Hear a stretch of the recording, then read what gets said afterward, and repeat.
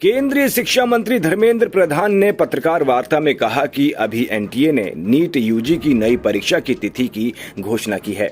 छात्रों का भविष्य, उनके परिश्रम के प्रति संवेदनशीलता हमारी प्राथमिकता है। 3 मई को परीक्षा हुई थी और 7 मई को एनटीए के पास कहीं से आपत्ति आई कि गैस पेपर में ऐसे कुछ प्रश्न आए जो इस बार के पेपर में थे। एनटीए और सरकार ने तुरंत उसकी जांच की, राज्य की एजेंसियों से संपर्क किया। जब हमें स्पष्टता हुई कि इस बार पेपर लीक हुआ है, हम नहीं चाहते थे कि शिक्षा माफियाओं के षड्यंत्र के कारण किसी भी सही छात्र के अधिकार वंचित हो जाएं। इसीलिए हमने 12 मई को परीक्षा को रद्द किया। हमने आज परीक्षा की नई तिथि की घोषणा की। अभी एनटीए ने नीट यूजी का नई परीक्षा की तिथि घोषणा किया है। 21 जून को री एग्जामिनेशन की डेट घोषणा की है।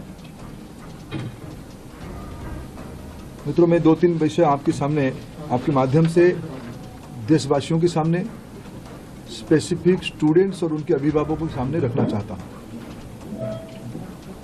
हमारी सर्वोपरि प्राथमिकता है छात्रों की भविष्य, उनकी परिश्रम के प्रति संवेदनशीलता सरकार की सदैव है।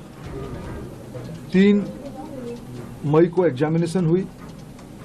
7 मई तक एनटीए की ग्रीवेंस रेडियल सिस्टम पे कहीं से आपत्ति आई। गैस पेपर में ऐसे कुछ प्रश्न आए हैं जो इस बार की क्वेश्चन सेट्स में था। तुरंत ही हम लोगों की वहां चर्चा हुई। एनटीए ने और सरकार ने, education department, higher education department ने तुरंत उसको प्रारंभिक थोड़ा इंक्वायरी किया, एजेंसियों को दे दिया, भारत सरकार की एजेंसियों को दे दिया। भारत सरकार एजेंसी संबंधित 2-3 राज्यों के साथ जुड़ा हुआ विषय था। प्रथम दृष्टया में राज्यों की एजेंसियों से संपर्क किया और 12 तारीख तक, यानी 8 को सुबह प्रक्रिया एक प्रकार से 7 रात को शुरू हुई, 8 को ही शुरू हुई।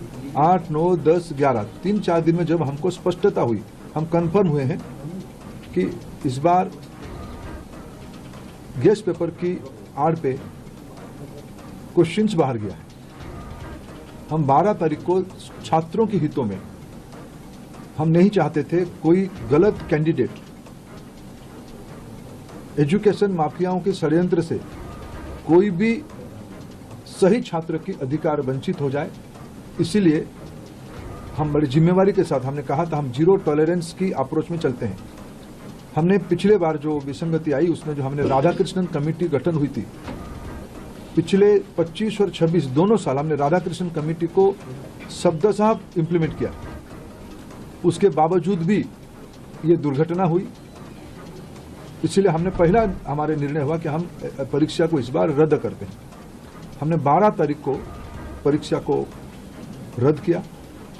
स्वाभाविक देश में और विशेष करके स्टूडेंट्स में उसको लेके 2 प्रकार की मत आए। हम दोनों प्रकार की मतों को स्वीकार करते हैं। हम अपना दायित्व उसको मानते हैं, उसको कैसे समाधान की रास्ता निकालें।